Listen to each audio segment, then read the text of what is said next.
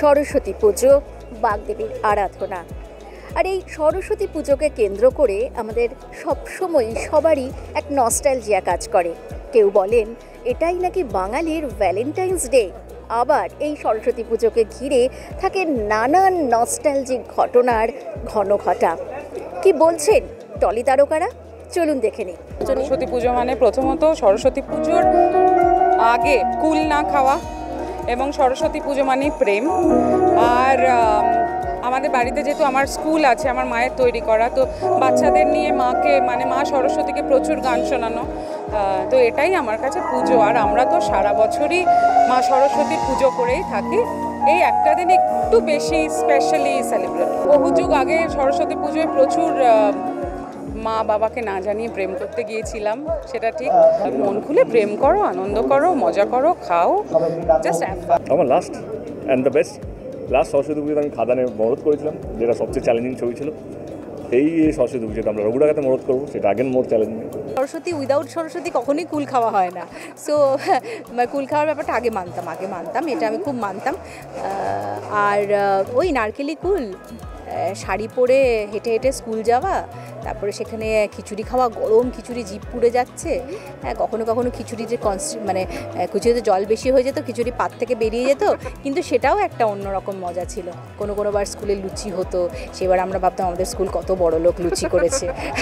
So এইরকম এই মজাগুলো ছোটোখাটো বন্ধুদের সাথে এর বাড়ি ওর বাড়ি খেতে যাওয়া, মানে একদম শেষ বিকেলে ফুচকা খেয়ে বাড়ি ফেরা। বন্ধুরা প্রেম করতো, আমি মানে থার্ড হুইল হয়ে সাথে যেতাম, কারণ আমার অনেক বান্ধবীরা ছিল যাদের মায়েরা আমাকে খুব ভরসা করতো, এবং আমার সঙ্গে যাচ্ছি হিসেবে তারা যেত, তারা প্রেম করতো, আমি দাঁড়িয়ে থাকতাম, এরকম অনেক হয়েছে। ছোটোবেলায় যেরকম আমরা সবাই ওই ঠিক সরস্বতী পুজোর আগেই কুল খাওয়ার একটা ক্রেভিং হতো, আর দিদারা বাড়ির লোকেরা কেউ করতে দিত না, বলতে পড়াশুনো হবে না।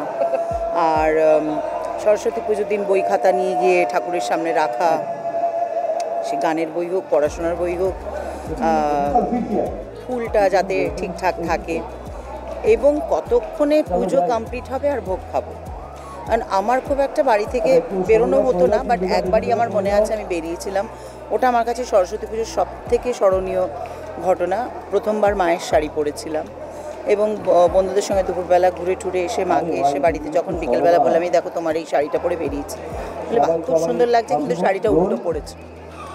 তো সারা দুপুর আমি উল্টো শাড়ি পরে রাস্তা দিয়ে ড্যাং ড্যাং করে ঘুরে বেরিয়ে বাড়ি এসেছিলাম। আমার খুব একটা প্রেম মাথায় আসতো না, কারণ মা ভীষণ স্ট্রিক্ট ছিল, তো ওই জন্য মানে মার খাওয়ার ভয় ওইসব আসতো না। বাড়িতে পুজো হতো ছোটোবেলা থেকে চিরকালই, এখনও বাড়িতে পুজো হয়।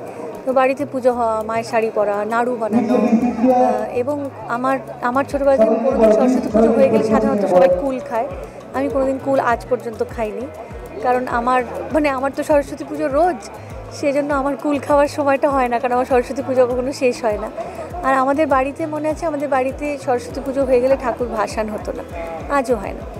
তো সেই জন্য মানে সরস্বতীর ভাসান হওয়া তো সম্ভব নয়, আমাদের জীবনে কি করে সরস্বতীর ভাসান হতে পারে। আর মানে সে আমাদের ভেতর থেকেই আসেন, আবার আমার ভেতরেই চলে যান। তো সেই জন্য ছোটোবেলা থেকে এখনও পর্যন্ত সরস্বতী পুজোর হই হই, গান বাজনা করা, হলুদ শাড়ি পরা, গল্প করা, বন্ধুদের সাথে একসাথে গান বাজনা করা, পুজো করা, খিচুড়ি খাওয়া, নাড়ু বানানো, এই সবটা আগের মতো সেরকমই আছে। কাজে ওটা ঠিক নস্টালজিয়া, মানে আগে কীরকম হতো এরকম না। আমার মনে হয় প্রত্যেক বছর এই দিনে আমি একবার আমার ছোটোবেলায় ফেরত যাই এবং আরেকবার ছোটোবেলাটা বেঁচে থাকি। সরস্বতী পুজো বললেই যেটা মনে হয় যে আগের দিন বাজার করা, তার ফুল ফল সাজানো দ্রব্যগুলো সবাই মিলে হইচই করে কিনতে যাওয়া, বন্ধুদের সাথে সরস্বতী পাড়ার পুজো প্লাস বাড়ির পুজো, খাওয়া দাওয়ার প্রচুর একটা সময়, এবং নতুন বন্ধুদের সাথে আলাপ, এই স্কুলের বান্ধবী ওই স্কুলের বন্ধুর সঙ্গে আলাপ, এই যে মজাগুলো সেগুলো আমাদেরও প্রত্যেকের মতোই ছোটোবেলায় ছিল। এখন সেগুলোর পার্সপেক্টিভটা পাল্টে গেছে, এখন অনুষ্ঠান থাকে, সরস্বতী পুজোর অনুষ্ঠানে একটা অন্য ভাইবস থাকে, একটা অন্য এনার্জি থাকে। সরস্বতী পুজোর দিন গান গাইতে এত আনন্দ হয়, তো সেই সবই আছে, এবারেও ওটাই আছে। মিউজিক্যাল চেয়ার হতো, বিকেলবেলায় উত্তম সুচিত্রার সঙ্গে সিনেমা হতো। প্রবাসী বাঙালিদের না কী বলে ওটাকে, cultural programs are much more on Saraswati পুজো জানেন। কলকাতা বা গানে কোনো প্রোগ্রাম হতো, কলকাতা থেকে আর্টিস্ট আসতেন। আমি সরস্বতী পুজোতে আমি আমার মান্নাটাকে শুনেছি চেতন পার্কে, আমি বম্বে থেকে আমি রোনালাকে শুনেছি, ওনাকে শুনেছি আমি। So it was a very nice solid একটা দিন হতো সরস্বতী পুজো ইন দিল্লি। মিস করি ওটা। দেখলেন তো, এই টলি তারকাদের সরস্বতী পুজোকে ঘিরে রয়েছে নানান ঘটনা। কারুর রয়েছে সুখের স্মৃতি, কারুর বা মনে করিয়ে দিচ্ছে কোনো এক সময়ের কথা। দেখতে থাকুন আর্ট এইচডি।